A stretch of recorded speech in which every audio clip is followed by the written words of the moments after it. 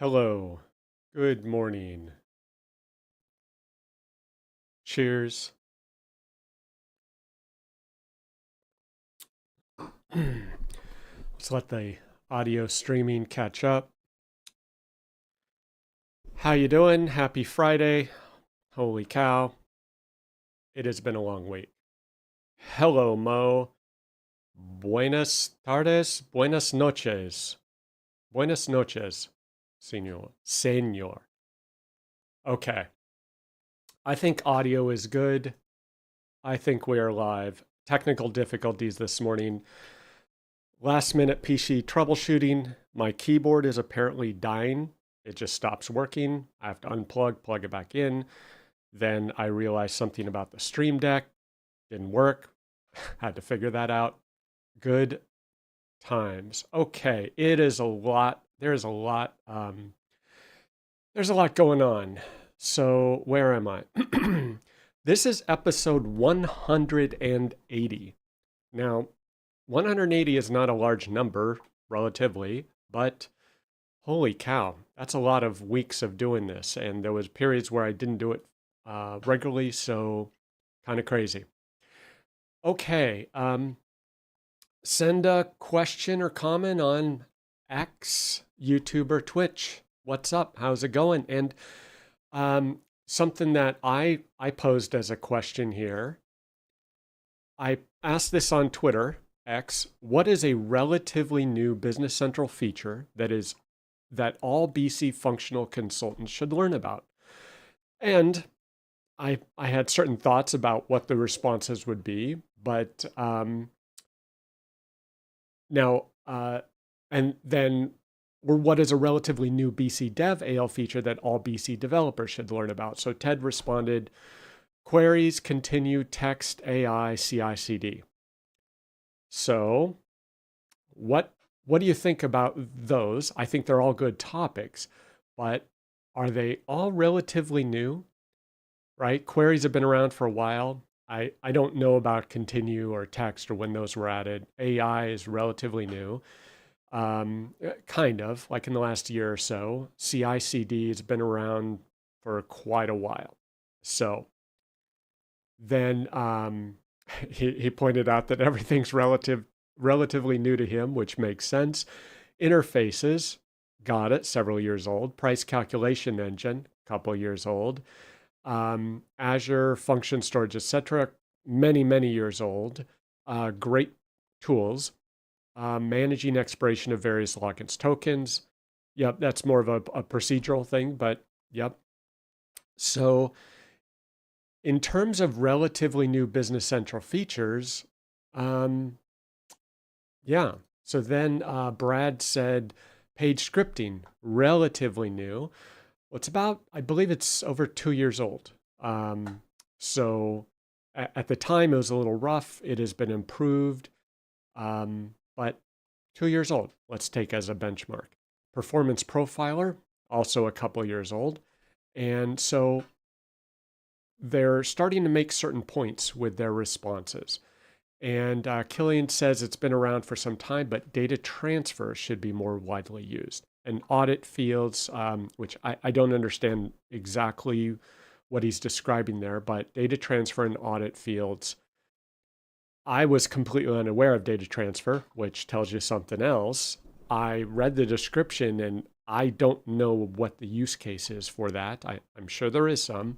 I don't know what it is for the work that we do. It's not easy to stay up to date. Absolutely. So a couple things come to mind. One is features are coming out or have come out faster than we could consume them, even in the consulting dedicated consulting subject matter expert space, right? Let alone the poor customers who are trying to keep up with this. And I've said this before.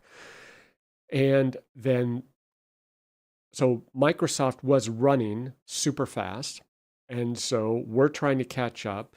And then the question becomes, are features being added to Business Central or the dev tools that I'm not sure have widespread adoption? And this is a challenge for any product company, any product manager, any product team, determining or trying to understand or trying to identify or assess what is valuable to your customers. And it could be 3 customers are really loud on a feature and you think it's necessary, and they turn out to be the only 3 who use it, and really only one of them out of those 3 end up using it. So very, very common. So coincidentally, Steve Renders had this blog post, Business Central 2025 Wave 2, Are We Losing Sight of What Matters? So check out his blog post. And he asked the question, like, these features, these things that are being added to BC, this focus on AI and agents and whatever else is going on, are those really the features that we're asking for and the customers are asking for? And one could argue no. Brad says audit fields, system last modified by, system created by, created on. So Brad has he posted this on X Twitter, his blog post, access database row version from AL code. So he's explaining those features. So anyway, just a question. What features are relevant? What features are we catching up on? I didn't even know about data transfer, right? There's probably 100 other things I don't know. And we'll talk about other things that I didn't know about, changes that are coming, right? And we have a brief interlude. Hola, RSM.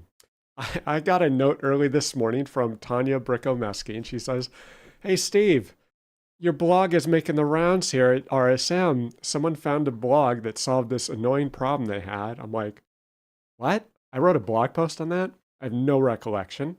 Not surprising for those who know me. And the blog is about this behavior. You're entering something in Business Central, and when you click on a dropdown, you click on a field, whatever, this annoying list of text options appears, and it appears on top of the Business Central page controls. And this was a blog post from 2021. So when this started happening at the time, I'm like, what is going on? And I saw this was happening to Tanya, and we're like, this is super annoying. We didn't know if it was a Business Central thing, or like we didn't know where to look. Well, it turns out after some research, this is all pre-GPT, pre-Perplexity, right? We had to actually search for this stuff. I found that this was a feature, in my case of Chrome, browser autofill. And apparently they enabled this back in 2021. And when you're entering stuff, it automatically remembers those entries for certain field types. It's very strange. And so I have a blog post here, Disable Browser Autofill with Business Central. And that should help you deal with these annoying text boxes that pop up over your browser. So thank you, Tanya and the RSM team, for finding that and reminding me of it, because I completely forgot. And this also reminded me that I enjoyed blogging. I enjoyed getting the note from someone saying, oh my gosh, 5 years later, thank you, this helped me. And it also was fun to focus on a very specific topic, dig down, and really dig into it. But of course, that takes time. Very time consuming to craft a good blog post. And I know there are a lot of people who are using GPT. Personally, I do not like it. I'm reading it and I'm like, oh, it's clearly just AI generated. And they've got the fake images and, bulleted lists, and I'm just not into that. So I'm more of an artisanal, bespoke, handcrafted blog post author myself. So it's either that or nothing. And unfortunately, it's time consuming. So, but trivia about RSM. I visited the RSM US office in San Salvador and met with someone there, had lunch, and yeah, very nice office. And my partner in crime, Tanya Henderson, came with me there. So, yeah, they have quite a thriving practice in El Salvador. It's pretty impressive. So, howdy to RSM. The weekend, El fin de semana. I replaced the failing hard drive in my Synology NAS, and this is like the sixth or seventh HGST hard drive that I've replaced. But at this point, to be fair, well past the warranty period, these drives are over 10 years old. So I think I got this NAS in 2015 with the HGST drives. This particular drive that just failed has a manufacturing date of July 2015. I don't know when I installed it. I thought I saw a sticker of 2017. It might have been a different drive. So this drive has been running many, many hours for 10 years. So pretty impressive. So cheers, HGST. You will not be missed. And I I got to clean out the dryer vent. Don't judge me. I don't normally pull my dryer out and vacuum underneath, so it's a mess. So we got it all cleaned up, and I had my cybersecurity intern change hats and learn how to clean out a 6 foot, 8 foot long dryer vent that goes underground. It's very interesting. And I did rebend that metal so it's not all jacked up and bent looking. So we got that all cleaned up. I'm sure the dryer is thrilled, although I didn't get a thank you note. But yeah, those are the exciting things that I do on my weekend. Um, and this is just the public service announcement. If you have one of these jumper battery packs, remember to recharge them occasionally. So I bought this. I've had small lead acid battery versions of the jumpers. They look like, boxy, heavy, clunky things. But I finally broke down. These were on sale on Amazon for, I don't know, Black Friday, some holiday or something. And so I got two of these, the 2000 amp GB70, and then I got a smaller one for my daughter's car. And so I pulled it out, just happened to notice it, pulled it out, charged it. It was at 50%, according to the very accurate 4 lights. And so I charged it up, and I reminded Tanya to do the same with hers. So always exciting on the weekends in my house. And the old hard drive, the HGSD hard drive, in no particular order, obviously. I used to like take a hammer and beat the hard drives to death to make them unrecoverable and destroy them.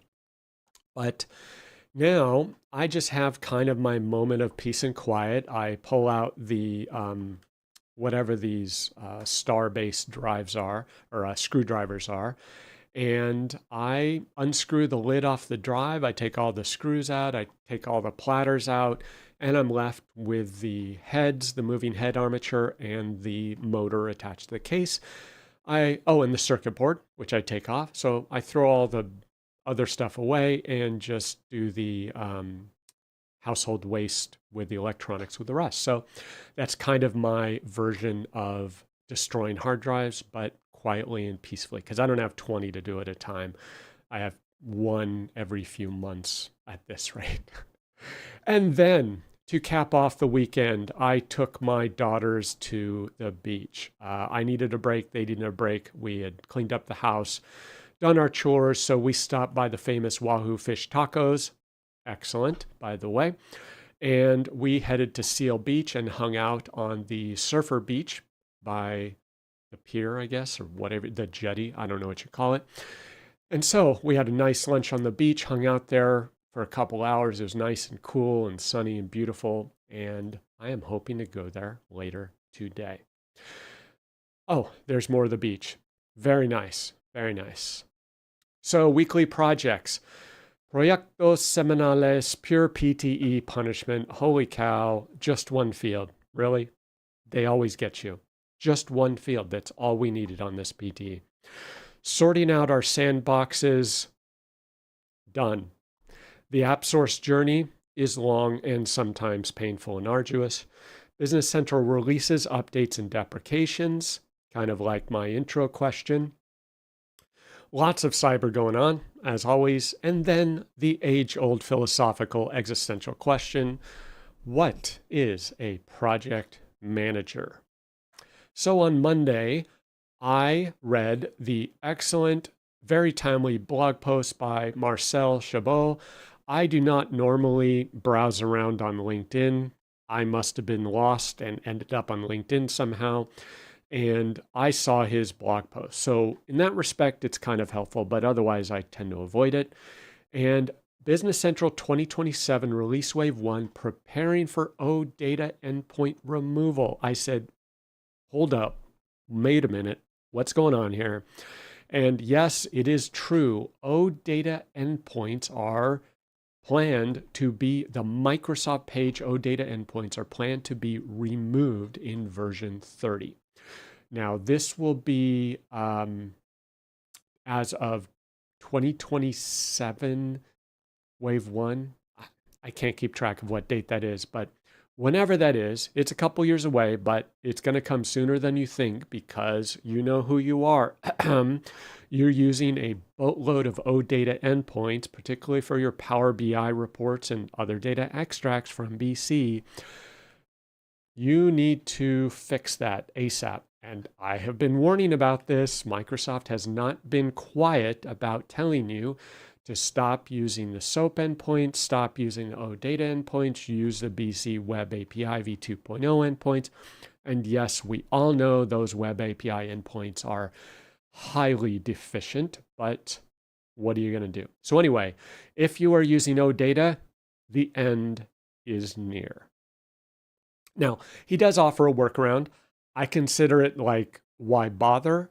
Just if you're going to go to the effort of copying an entire page, just get the OData endpoint, just rewrite it in API, Web API v2.0 and just bypass all the overhead of OData. Like, now, I did receive a suggestion. I think I might have mentioned it. I need to look into it. And that was using Simple Object Designer, Eric Hogarth's Simple Object Designer, to expose all the fields of whatever tables you want. I've been told that is very fast, very easy, very efficient, but obviously it requires the customer have Simple Object Designer, which my understanding is not very expensive. So we're looking into that to see if we do that, or do we have to build our own API set and deal with the hassles of that? So PTE punishment. Here we go. The worst PTE. We were asked to add one report field. Here's the report. Add this one field. Simple. How hard can it be? We added the one field. Customer looks at it, says, no, not that field, this field. Turns out the field of that name is in two different places on the report for two different record types on the report. Facepalm ensues. We're like, oh, we did not know that, because you would have had to known, which we didn't think to ask, lesson there, to set one of the report options to show that second child data set with that same field of the same name. So like, oops, lo siento, wrong field. Add the correct report field. We're feeling pretty confident at this point. Then we try to do a pull request in a build pipeline, and we're like, why do we have old pull requests sitting out here? And then I talked to my other developer, and he says, oh, looks like there was a merge issue or a pull request issue or whatever. Let me fix that. Well, it turns out that that stuck pull request or merge issue involved adding an MEM dependency for an MEM report. So guess what? All the work we did on the base main branch, we got to redo, because now we have this MEM dependency. And if you've ever tried testing a PTE in a sandbox without MEM, when it has an MEM dependency, strange things happen. And so we said, wait, what is going on? We were so baffled because we didn't realize, it didn't dawn on us that that stuck branch was adding the MEM dependency in MEM report. So we were baffled for days, like what is going on? So then we go to test this new version and MEM is auto installing. More on that later. We're like, what? So I swear this one field took us probably 4 calendar weeks to deal with. We ran into every single possible problem, mistake, omission, like just weirdness. It was the most wild thing in the world. Now, the good thing is we learned a lot in this process. So I always tell the team, hey, if something goes perfectly smoothly, you better watch out because you learn nothing. Only when stuff starts breaking left and right and you have to deal with these problems and put out fires, that's when you really, really learn because it gets seared in your brain and you will never forget that. So I said, this is the worst PTE. And I am reminded of this Simpsons meme. It is only the worst PTE so far, Steve. There is more to come in this adventure.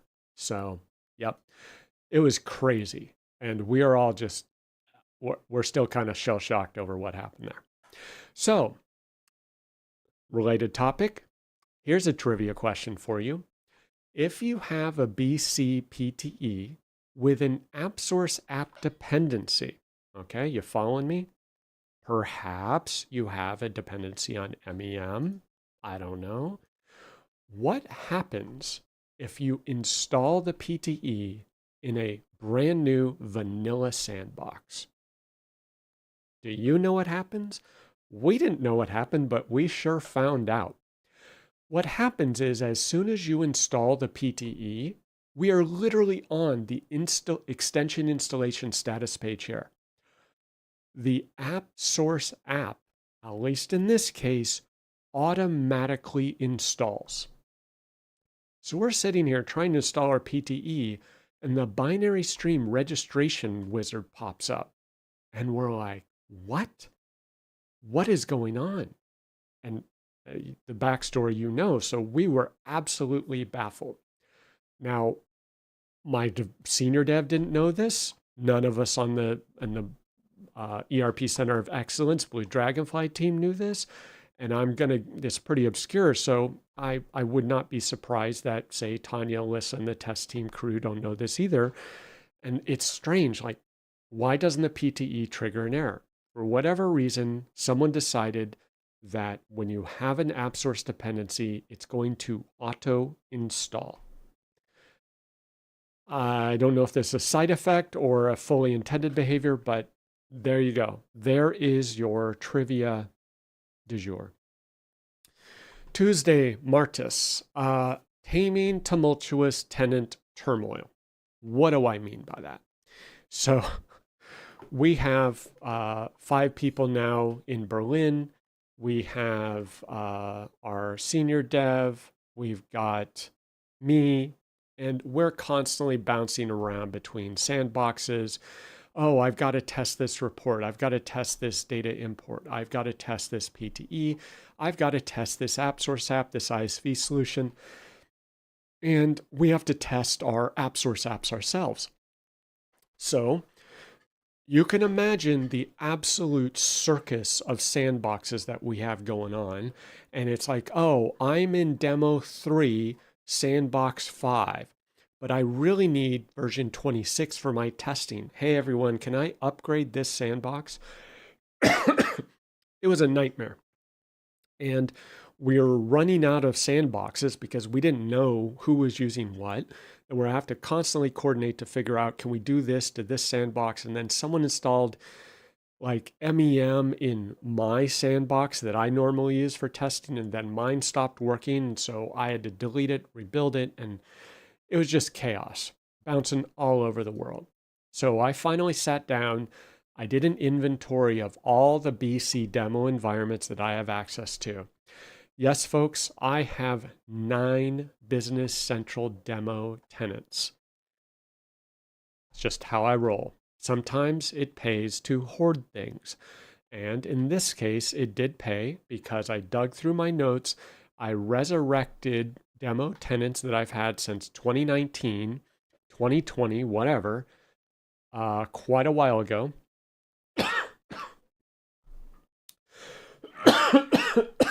Mm.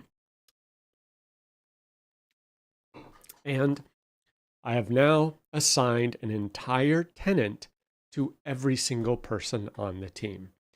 Ronald, Steve, David, Jocelyn, Franklin, Dave, Fatima, you all have your own tenant.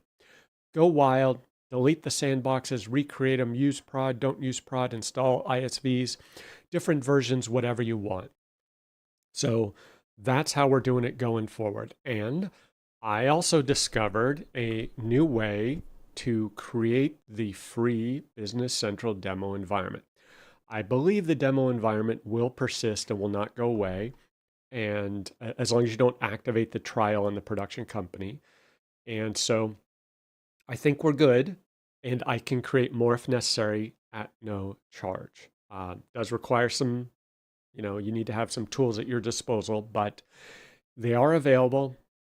And every single solution that I have found and that Eric Hogard has found has slowly been blocked and circumvented. So I'm going to keep this on the down low for now.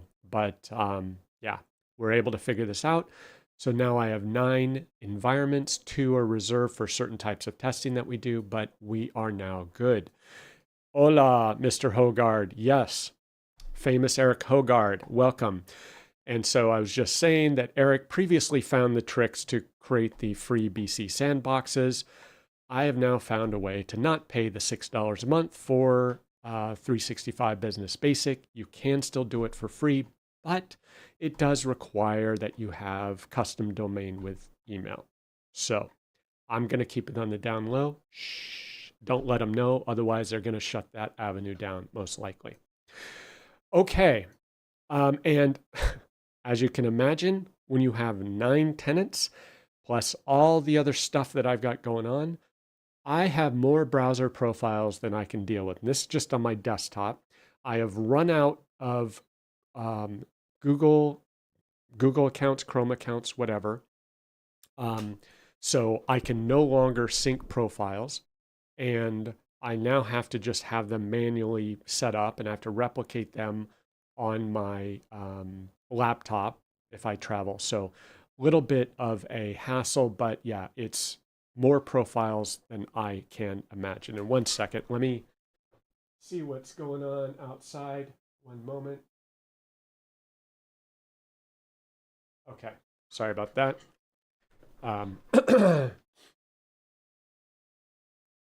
Come on. There we go. Okay. So I have more browser profiles than my brain can manage. And oh, fun thing we did on Tuesday. Tuesday was a rough day. I was tired, wasn't feeling well. And at the end of the day, I said, okay, team, we have our afternoon team call. And I said, I only want to hear good news. That's it. I don't want to hear any problems, complaints, difficulties, errors, nothing. Good news only. Solo buenas noticias. And guess what? It was an awesome call. We had a lot of fun. They had to figure out how to describe what they were working on, what their updates were, what they had accomplished, and say it in the form of only good news. And it was a blast. It was quite a fun call. So I don't know if there was any bad news that afternoon, but didn't matter. We had a great time. Good news only call. So that was a fun thing that we did. Upgrading old AL. So we kind of inherited this project from a customer whose upgrade to V26 was failing. Their partner had not updated the code since 2023. And so there were several errors. They were clearly not monitoring it. They were clearly not even monitoring the upgrade failures. They were on the notification list, but they weren't communicating with the customer as to why their environment was upgrading. So we have now kind of inherited this customer through a different partner. So we got the code. We fixed a duplicate field that was one of the reasons it was failing to upgrade to V26. And also it was referencing the old number series code. So we migrated to the new number series code unit. And once we got done with that, we started to see when we enabled code cop or whatever warnings my developer used, we saw that there are AL warnings regarding fields being removed in version 27. So this extension has literally hundreds and hundreds of things. It's like 200 or 300 objects in this extension. And among other things, it's referencing fields. We don't know what those fields are doing or how they're used that are being marked as being completely removed in V27. So we've warned the customer, said, look, we got you to 26, but now we really got to deal with this in V27 and fix these removed fields. And we did an initial release and test, and for some reason, the new number series code wasn't working properly. It wasn't issuing numbers, so we got that fixed pretty quickly. And we said the partner says, well, how late can they stay on 26? How long can they defer 27? Not exactly what I wanted to hear, but I understand their sentiment.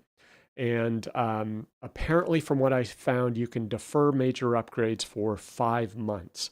So if V27 comes out in October 2025, you can defer till like, I don't know, March, April, March probably 2026. But I want an extra version to deal with the deprecated fields. So I said January 2026 is a drop dead date. And really, I told them if they really want to get it done, they better do it before Thanksgiving, November in the US, because end of November, holidays, and then, it's the start of a new year, January, plus year-end go-lives, things like that. So, yeah, I'll see if we can get it done by November.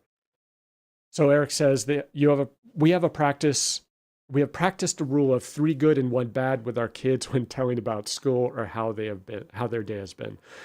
Yeah, that's probably a good strategy. And what was fascinating about the good news only meeting was everyone had to pause and think, and they're like, oh, wait a minute, this is weird. And they had to think, and they had to restate, kind of like stating in the form of a question for Jeopardy. They had to restate what they were doing as good news. And so it was a lot of fun, actually. I do recommend it. Many of you have probably heard of this NPM supply chain attack, and it was big hype, but people were saying, oh, well, chill out, no big deal. Well, it kind of was a big deal because it was a demonstration of the supply chain attack vector, right? And so this one developer, he was a prolific NPM developer contributor, whatever that means. I honestly don't know. And so this person got a phishing email, didn't realize it, clicked on the link to update his 2FA, and he got phished. And so they got his account, his 2FA codes, and got into his account and basically put malicious code in 12, 15 different packages that have collective activity of over 2 billion downloads per week. Non-trivial, folks. Now, the claim is that this was detected quickly and resolved in less than an hour. The issues were like whatever the releases were rolled back, the code was removed, and everything was fixed in less than an hour. That's the claim I read. So people are saying, what's the big deal? Like, chill, you're just trying to share this hype. Well, no, like it's a pretty big deal that this one person can affect millions of people who download these packages. And this is part of what I've talked about in the past, the fallacy of open source. It's like, well, is it open source? I only use open source, bro. It's like, well, that's great. Well, there you go. Do you scan all the NPM dependencies or the NuGet dependencies? No, you don't. So you're using a dozen dependencies. Sure, they're open source. When's the last time anyone did a security audit of them? So now the good news is, I believe like NuGet, probably GitHub, NPM, and others, they have automatic vulnerability scans. But in this case, the code was highly obfuscated, base 64, the whole bit. And it goes to this very bizarre, circuitous chain of indirection to try and hide what it's doing. So I'm assuming a security scanner would not typically pick it up. So I don't know how they found it, code review, suspicious behavior, whatever, but it was caught pretty quickly. But it is an issue. And related somewhat, AI security problems. AI code assistants make developers more efficient at creating security problems. That's a great way to put it. Fixes time typos, creates time bombs. XKCD 2347. I don't have it handy, but yeah. So oh, yes, that's the one with the stacked blocks, and there's the one guy maintaining the open source dependency at the bottom, and it's this Jenga tower. Yep. So AI security problems include dependencies. Lots of studies on this that AI tools will just randomly add dependencies, and they will even add dependencies that are purely fictional. So the AI hallucinates dependencies and insists they exist, even though they don't. Bad code patterns, storing secrets in code, misconfigurations, particularly of cloud services like OpenS2 buckets, things like that, storing API keys in code. So you've seen many stories about these vibe coded apps, many of which were very sensitive, and they've been easily compromised due to being vibe coded. And of course, the people who vibe code the apps have no idea what they're doing, so they refute the potential concerns about security. Ah, yeah. 2025, we let AI code. Yeah. I've had mixed success, as I'm sure most of you had with AI coding. Wednesday, miércoles, saving money. Um, oh, Eric says 2025, we let AI code. 2026, we asked the AI to figure out the code we made in 2025. Yeah. And interestingly, one of the use cases for AI is having it explain code to you. And I've seen stories of this, like super complex procedures in various languages. Like, can you explain what this does? And he explains it in plain English. Actually, a colleague I know said that he does it. He's a really good developer, but he just is not in the code anymore because he's managing projects. And he looks at the code to do a code review. He's like, oh, I just don't know like what these structures are.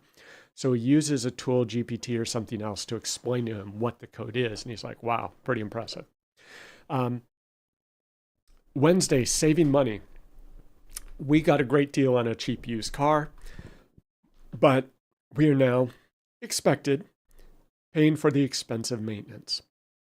And took it to the dealer. It's a 2007. The dealer literally cannot buy parts for this Volkswagen. They said, sorry, like they literally don't make them parts anymore. We cannot install or buy aftermarket third-party parts. We can only use Volkswagen original parts. So we cannot service your car. So I had to call around, find a place, really sketchy place. They were able to find the parts after calling around for quite a while. They put them in the car, but I may need to go check the bolts, make sure it's because they returned the car with a missing lug nut on the wheel. Like, come on, folks. So yeah, interesting times. Um, yeah, cheap car doesn't exist anymore. This car was like a couple $1,000s, whatever. Great car, good condition, but it needs obvious maintenance after 18 years. So far cheaper than the alternatives we had, but we are now like, this is the third $1,000 repair. So, it adds up. Report extension, the report extension punishment PTE, we finally got installed. It finally looked good. The customer's happy. Only took us 3 or 4 weeks, just one field. And another compromised partner Microsoft 365 account. It seems like this happens weekly. And some are big partners, US partners. I get the email and I look and I'm like, yep, they got fished. They got compromised. And what is baffling to me, like, I don't know what the mechanism is for this to happen. Do these people not have 2FA? Are the fishers able to somehow bypass 2FA? I don't get it. Like I thought 2FA was effectively mandatory now, number matching 2FA, but I don't know, maybe this is an old account. And this person who I worked with a year ago, yeah, sent out phishing emails to everyone in his contact list. Well, he didn't. The attacker did. And so, yep, there you go. So, partners, get Microsoft 365 Premium, enable the Defender for Office 365 Mail or whatever it's called. Make sure that's configured. Configure your conditional access in Entra to do geographic restrictions, and also have log monitoring and alerts on login attempts. Yeah, definitely need to lock things down. And more cyber news. I thought this was fun. So, if you're familiar with John Hammond, I believe is his name, I believe he works for Huntress. He has a great YouTube channel, really, really prominent cybersecurity influencer personality. He does great videos on malware analysis and compromise and things like this. So, he talked about this video, so I just jumped right in their blog. And this is from Huntress, how an attacker's blunder gave us a look inside their day-to-day operations. So apparently this noob, amateur, wannabe hacker was researching malware and how to compromise different sites in different countries, different vulnerabilities. And this person appears to have tried to install various security products. Presumably, they speculate to see whether his code or his exploits would be detected. Well, the genius installed these security products on the machine where he is crafting and deploying this malware and these malicious tools. So what does Huntress do? Huntress sells a managed EDR solution that detects all of these things and then phones home and sends it to a security operations center. So Huntress looks at this and says, what is going on? We have a compromised computer. And then they're looking at the logs and details and they're like, wait a minute, this is an attacker. This is a adversary, a threat actor, whatever you want to call them. And they're looking through the browser activity like, oh my gosh, this person is not too bright. So they monitored this computer, which is fully within the terms of service, their software.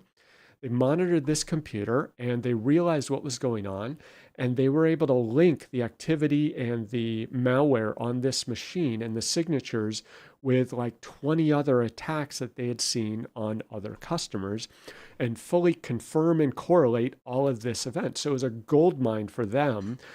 Clearly, this person was not too bright. So I don't know how effective they were in their other campaigns, but anyway, buenos dias, Mr. Christian Lenz. Howdy. How's it going? Guten Tag. Guten Abend. And so, yeah, this is a fun article. Check it out over at huntress.com/blog. Really amazing. And what's great about it is you see how powerful these tools can be. And I checked the price on Huntress. I think it's anywhere around $2 to $3 per endpoint. So, although it is more of an enterprise solution, it's not terribly expensive. Excuse me. Now, I looked into Defender for Business as part of the M365 Premium. I am highly unimpressed by it personally. It has a particular design philosophy that I prefer to actually see the activity, be able to drill into it, analyze it if I want to. And my interpretation is Defender for Business does not really offer that. Their angle is more high automation, automatic resolution, and only in very limited cases do they actually try to annoy you or bug you, which makes sense if you're managing 25,000 endpoints.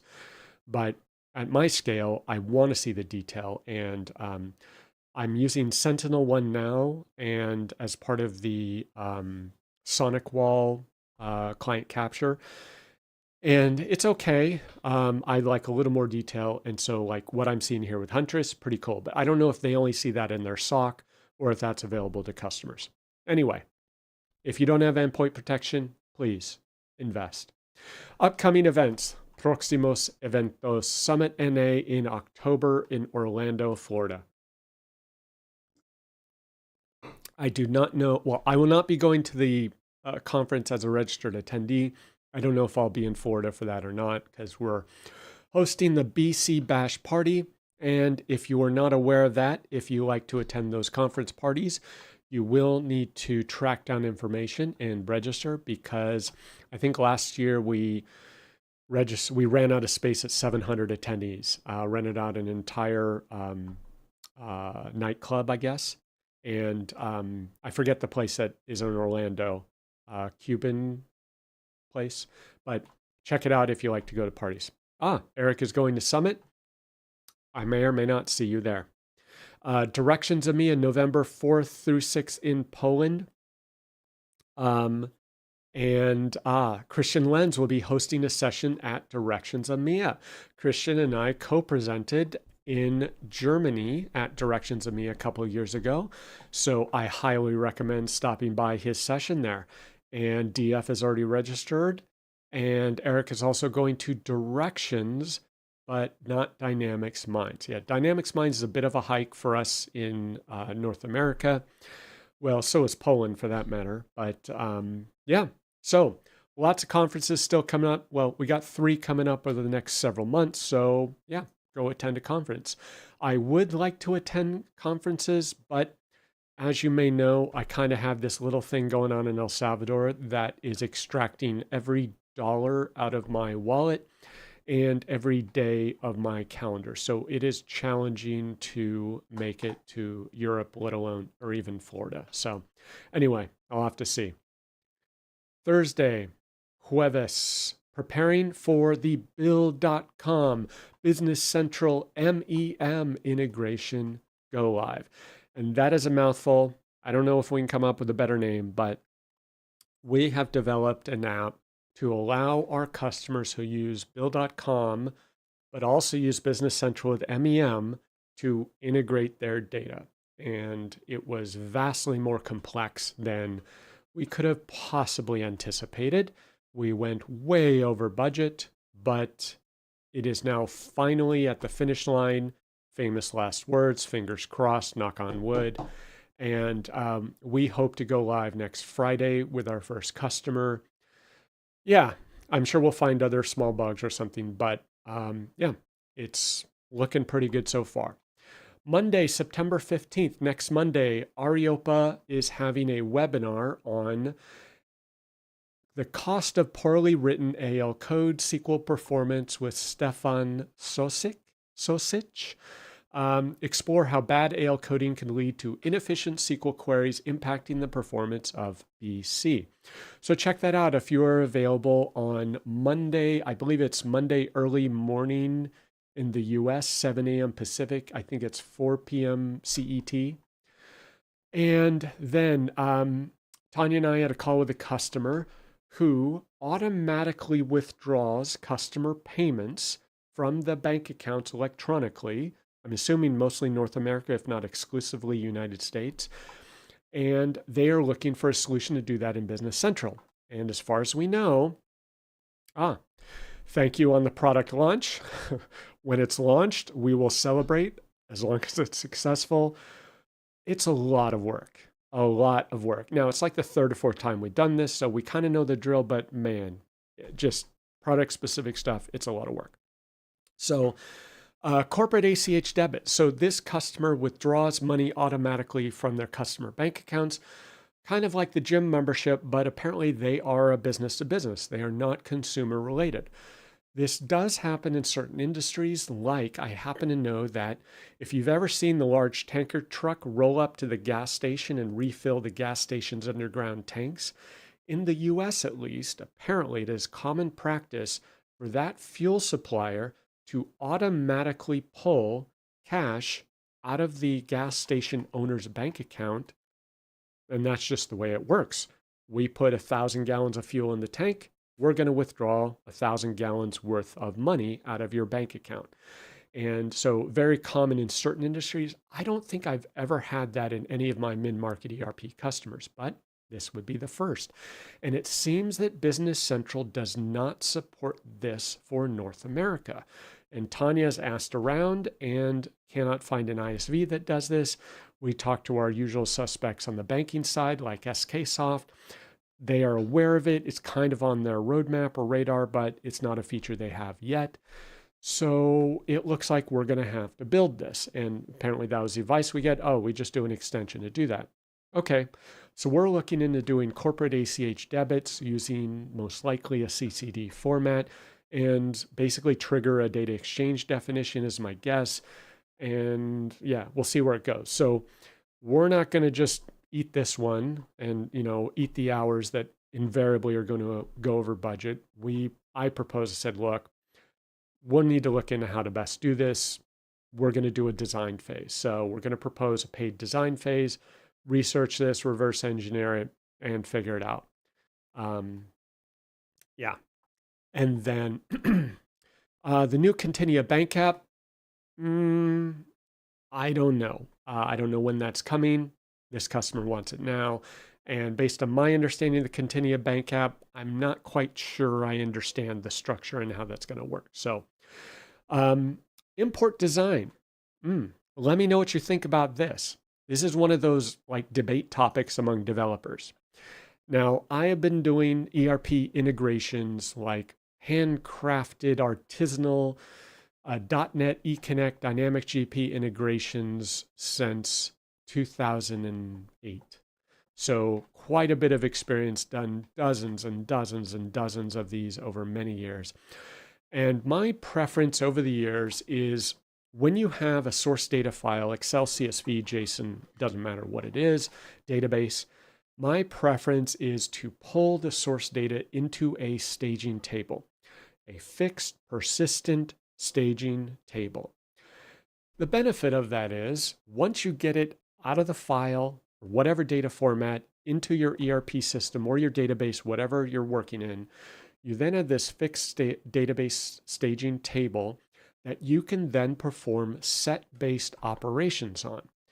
If you are looping through your source data, game over. Like, you're doing it wrong. You shouldn't be doing that. So once I get it in the staging table, I can do set-based operations for validation, deduplication, field value checks, translation, whatever, and errors. And I can have additional fields on the end of my staging table to indicate status, error messages, import date, timestamp, whatever.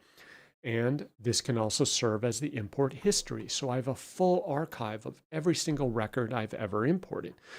I found it works very well when I have the luxury of doing it this way. Some cases you just can't do it this way. But in this case, we are working on a design for someone who wants to do a bunch of file imports into BC, and they want it virtually zero click, super easy for the end user. They don't want to think about it or deal with it. So Christian says, we use staging tables for transferring transactional data. Yeah, so it gets it into a place where you can work with it. It's static. You can deal with it, do database operations with it. And in BC, what is super nice about this design approach is you just tack a list page onto that. Ta-da! You've got your log, your errors, your validation, your import history. You can have default filters applied to it. It works great. And like in the GP world, we didn't have the list page option. So I basically had to have text logs and other things to try to expose the activity or expose the data table. It's a bit of a hassle, but with list pages on a persistent table, like, oh my God, it is the ultimate gift for me coming from Dynamics GP. It's a heaven. We love it. Eric says he agrees staging table is the way to go. Lately, I've been experimenting with a variant, a simple table of JSON blobs. So the challenge that we are faced with is this partner saying, I have multiple customers who need this solution. And so we're trying to figure out, can we design a solution that is flexible such that we don't have to fully recode, fully implement, and have fully hard-coded field names throughout the solution? And there's pros and cons to this, right? The amount of effort required to design and implement this, who's going to pay for that, and how many customers are we going to have? How much is it going to lower the cost? Do we sell this as a product? I don't know. We're going to need this over and over and over, but How much effort do we put into it? Maybe we do a first iteration with hard-coded fields. Maybe we make our staging table somewhat generic. And I'm thinking using the BC field names for our staging table. So when we import from the Excel file, cust ID gets imported into our customer number, whatever the BC field is in our staging table. So maybe we'll do a halfway. I don't know. But if you are looping through data, stop it. Do set-based operations. If you do not know what a set-based operation is, read a book, look it up, go back to school, learn some SQL, and do it better. And stay insane. I had a call with a customer, and he mentioned something interesting. We were just waiting for someone to show up on the call, and he talked about how he was looking forward to the Thursday night football game. I was like, oh. And he was just explaining how it's like something he looks forward to so he can go home. And that's kind of his treat for the evening. And then he says, then there's Monday night football, I guess Thursday night, and then there's a game on Sunday. And so it gives him the opportunity to just block out the time, sit down, watch a game, relax, have some good food, and just chill and just check out and relax and de-stress. And I'm like, I kind of wish I watched sports. I don't, and I don't think I have the patience or the attention span. It's tapered off. I used to kind of pay attention to Formula One, but I'm kind of getting bored by it. So I think I need to find a new one. Now, my wife is now learning surfing, as you know. So I'm now using that as an excuse to go with her to the beach on Saturdays. She goes surfing, gets pummeled in the ocean waves. I sit in a nice, comfortable chair on the beach, have some snacks, maybe bring an iPad, have a great time. So I am looking to see how I can incorporate that into my weekdays. We may do Tuesday afternoon surfing, and I am hoping to head to the beach this afternoon to start to institute the Staying Sane protocol. And DynamicsCon regionals, dynamicsusergroup.com meetup, regional-meetup. And there are different types of meetups apparently that I was not fully aware of. Dallas in September 17th. Apparently, last time I checked, there were over 200 people registered. So sign up if you're in the Dallas area and double check the dates and times. And there are other local and special interest Doug meetups. So if you're in Ghana, New Jersey, Michiana, Southern California, Dallas, Houston, you name it, there's an event for you. Okay. And on Friday, Viernes. Wow, that would be today. PTE disaster debrief. So our famous punishment, PTE, just one field, we're going to have a debrief to try and catalog all the things that went wrong, all the mistakes we made, all the things we didn't know, all the random bizarre confluences of events that occurred on this one field PTE that just blew my mind. And where can we improve? And one of the things which we're going to try to do is have a form. We have one for checks. So whenever we get a check report layout, we learned our lesson. We have a simple form. We ask 5 or 10 questions. Hello, Mr. Damani. Welcome. Come on in. Or Mrs. Damani. Miss Damani? A Damani. How's that?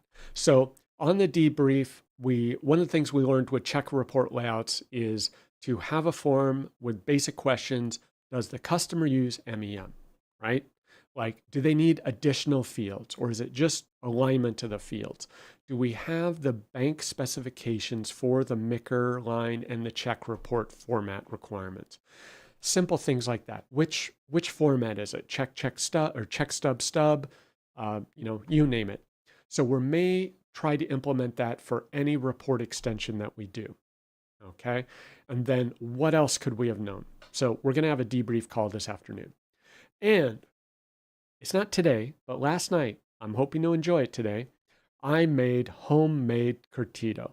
And this is a Salvadoran, like pickled cabbage slaw type thing that is put on top of pupusas. So if you go to El Salvador, you are obligated, like literally obligated. They won't let you leave the country until you do this. You must have pupusas and you must try some curtido and you must eat them with your hands. Do not ask for silverware at a pupusa restaurant.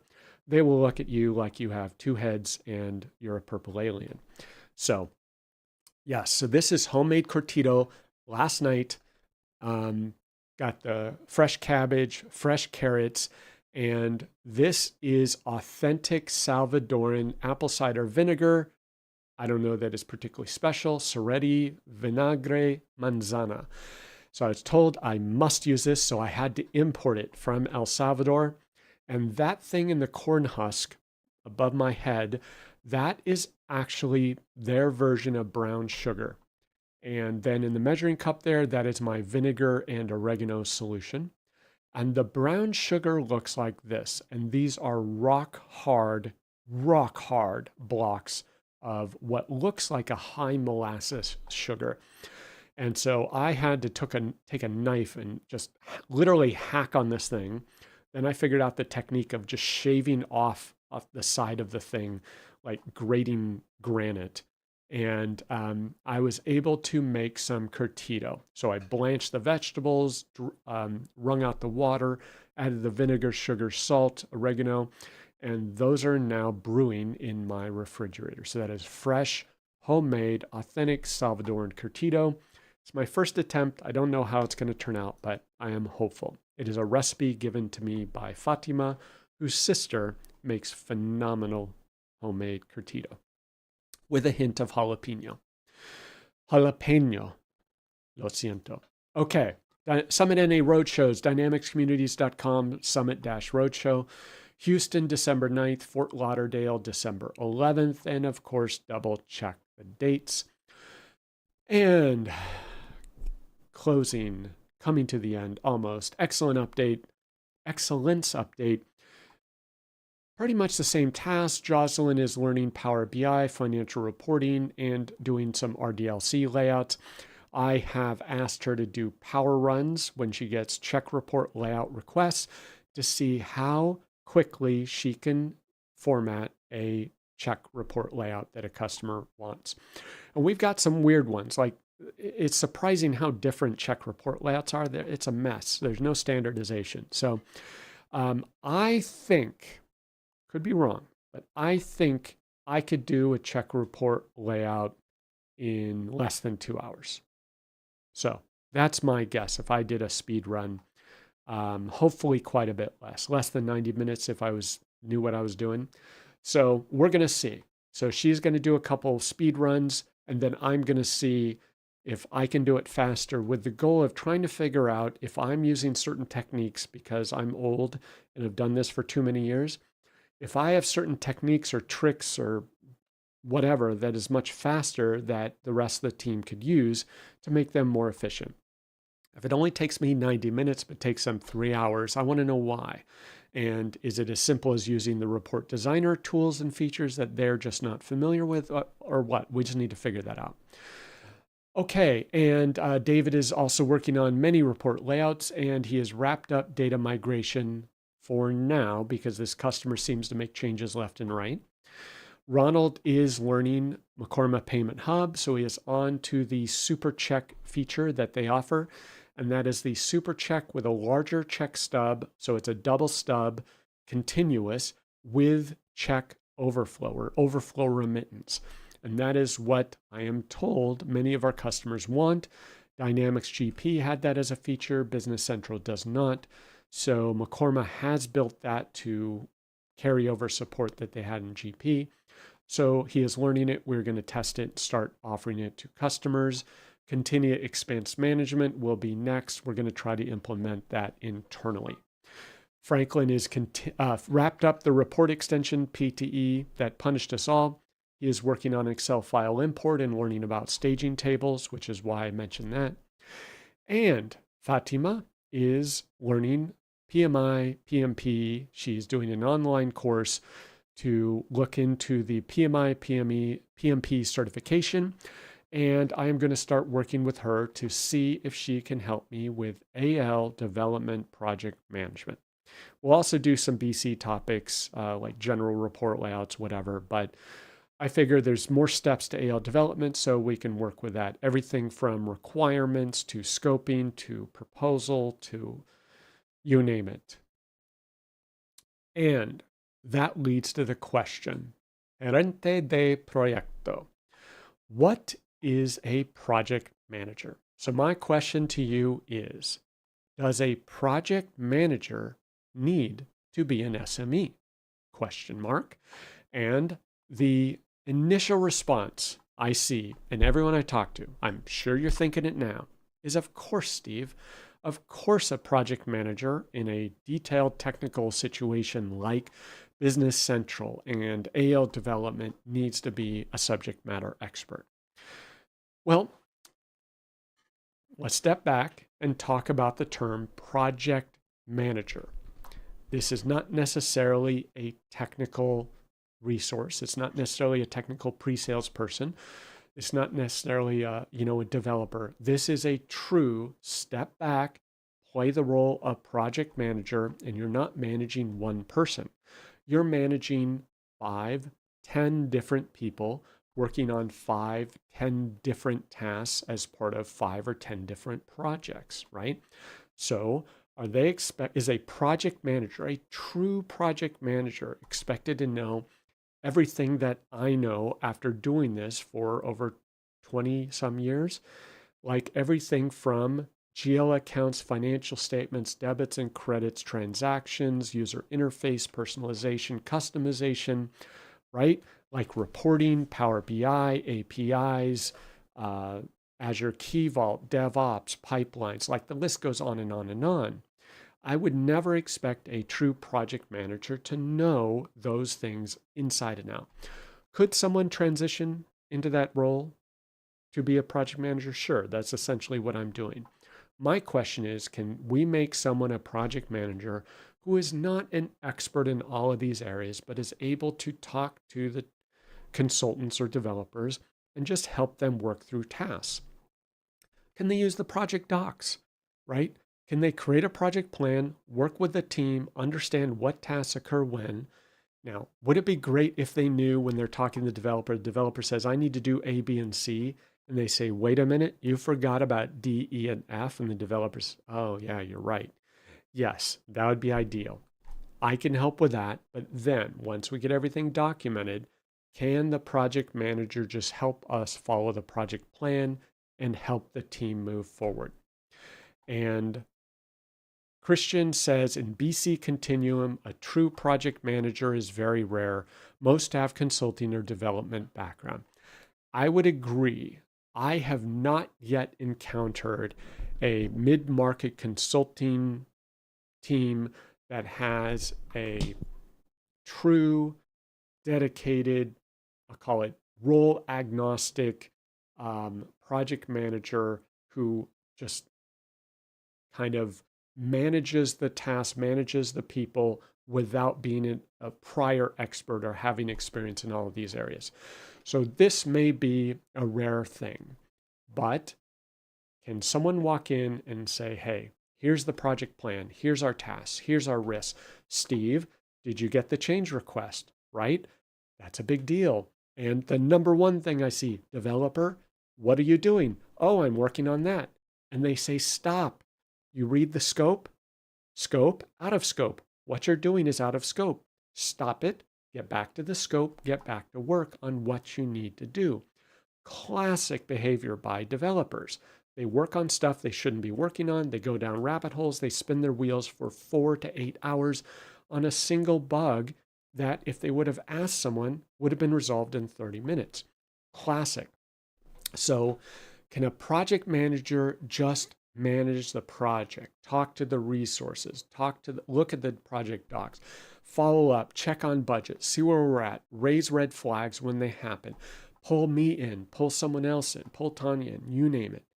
So that's what I'm asking about. Can that person coordinate a team, monitor task, project, timeline, budget, and just like air traffic controller, like, hey, I don't know how to fly a plane, but I'm going to tell you, pilot, you need to pull up and you need to watch out because this guy's taking off, this guy's landing, like it's a coordination, right? And just because an air traffic controller can't fly every model of jumbo jet that's flying around the airport doesn't mean that they're not playing a critical role, right? Those are two different roles. And sure, is it great to have a 30-year airline veteran, pilot veteran, being an air traffic controller? Probably. Is that realistic? Not, not really, right? So that's my question. And I ask this as I embark in a process to see if we can document some things that will help bring someone up to speed on various processes in our business central practice that allow them to be just a dedicated project manager without being an expert in every excruciating detail of every task. And they can learn, and over time, they'll get experience in requirements and scoping, proposed design, estimate, statement of work, making sure we get customer approval. I've seen projects where tasks have started, work has started. Do we have approval? No. No one got sign off. Everyone said, oh, okay, let's go. Nothing got signed. No master service agreement. No statement of work. I'm like, what are we doing here? It's happened, right? And then development planning. Before you write a line of code, work with the developer, review the statement of work, review what's in scope, review what's out of scope. Let me tell you, developers are famous for this. I'm working on this new logging design. Do you see logging in the scope here? No? Well, then stop doing it. You just spent 8 hours on something that we're not going to get paid for, or you're going to blow the budget. Take your pick. Review the budget estimate to know what your budget is. How many hours do you have to do tasks? Discuss the proposed design. Make sure you're clear on what you're designing and plan the development. First, I'm going to do this, then I'm going to do this. Maybe we'll prototype this feature first out of our DevOps repo, right? So you will also notice that I have English and Spanish. Why is that? Because as if this task is not hard enough, I've decided to complicate it further by asking Fatima, our newest ERP Center of Excellence intern, who is simultaneously learning how to speak English. So I believe she is in month three or four of her English courses, intensive 3-hour-a-day English courses. And I am going to work with her to discuss these processes, these documents, this information, to have her learn what these things are, how to work with these documents, how to see these project plans, task lists, whatever, and see if as she learns PMP, PMI, whatever certification, learns project management practices, learns these practices that we use in our practice, if she can help me with project management. So there we go. I've done slightly crazier things, as you may know, so why not this? So that is it, wrapping up here with a Q&A and what you've all been waiting for. Everyone who stayed this long, Q&A is eyeball trivia. You may know I'm a bit of a nerd, but Christian says, if true project manager doesn't know much of the context, communication will go up because context is needed for setting priorities. Yes, not just setting priorities, but just simply communication. And I initially got pushback on this idea from my own team because I'm like, the response is, gosh, then I got to talk to someone. I got to explain what I'm doing, blah, blah, blah. Like, yes, but what if you don't explain? You're not talking about why you're using this rec or this procedure, this code unit. No, it's like, hey, we have a task. Import an Excel file. How you doing? Well, I'm looking to see if I can add validation this. Stop. Do you see validation on this list?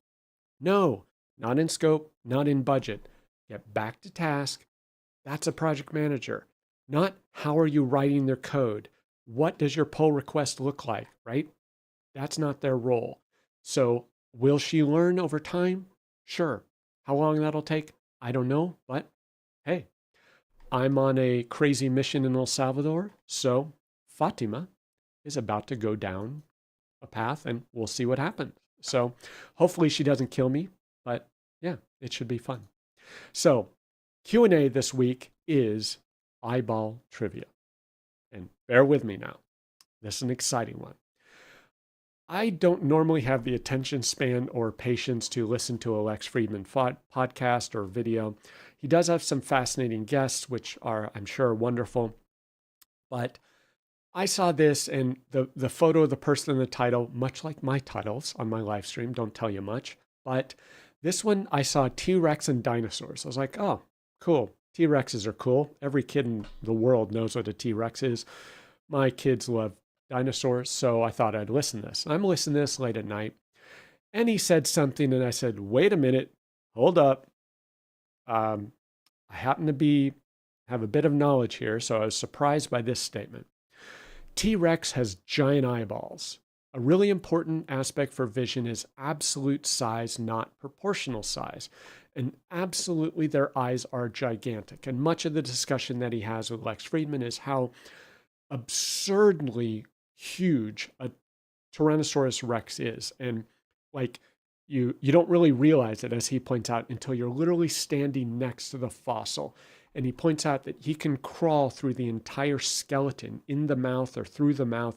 And he just easily fits through the entire mouth to the point where he would consider humans to likely be almost not worth eating just because we're not big enough to feed them, given how large they are.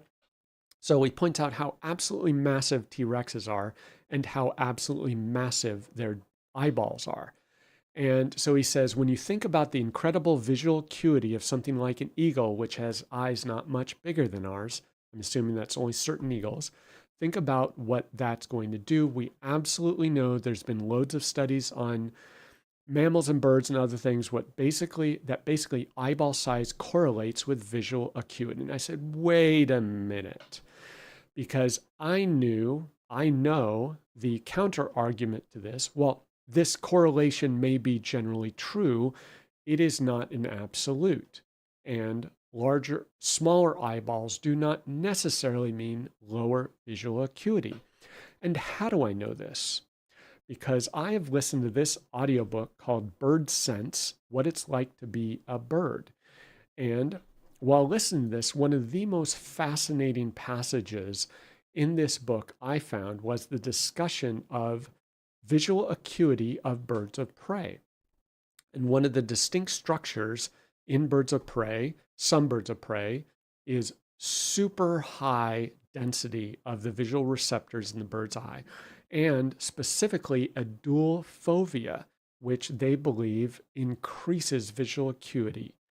And the dual fovea system provides birds of prey with two visual hotspots in each eye, allowing for acute forward vision and broad peripheral awareness. And multiple foveae and elevated cone density are among the primary reasons raptors excel in visual tasks, such as aerial hunting. And this book is by Tim Burkhead. And so really phenomenal passage. And looking up the specs on a falcon, for instance, falcon have two foveae per eye, 33% more cones than humans. And I didn't check the exact dimensions, but falcons are not particularly large, so I believe their eyes are not as large as humans, but they have ultra high resolution vision. Their vision is estimated to be 2.5 to 8 times sharper than humans. And the author Tim Burkhead goes on to say that humans cannot even comprehend, like we have no means to even understand what it is like to have 2.5 to 8 times higher visual acuity. Like we can't imagine what it is like, what it would be like to have that level of visual acuity of a falcon. And for reference, a peregrine falcon can spot small prey from a distance of over 3 kilometers, approximately 1.9 miles. Imagine being able to see a small mouse running in a field from nearly 2 miles away. And I've also heard that birds of prey have the ability to see in the ultraviolet spectrum, allowing them to see the trails of their prey overlooking a field. So they just like follow the trail and they know exactly where the animal has walked. And so some sources cite that prey detection is possible at greater than 3 kilometers. So anyway, on the one hand, this person on Lex Friedman may be technically correct, but absolute eyeball size is not necessarily uh, meaningful. There are some animals with smaller eyes that have just unbelievable visual acuity. And with that bombshell, as they say, thank you for joining. Wrapping up episode 180, September 12th. Cheers. Go learn something. Have a good weekend. Go find something to de stress, whether that's football, surfing, or Business Central and eyeball trivia. Cheers. Adios.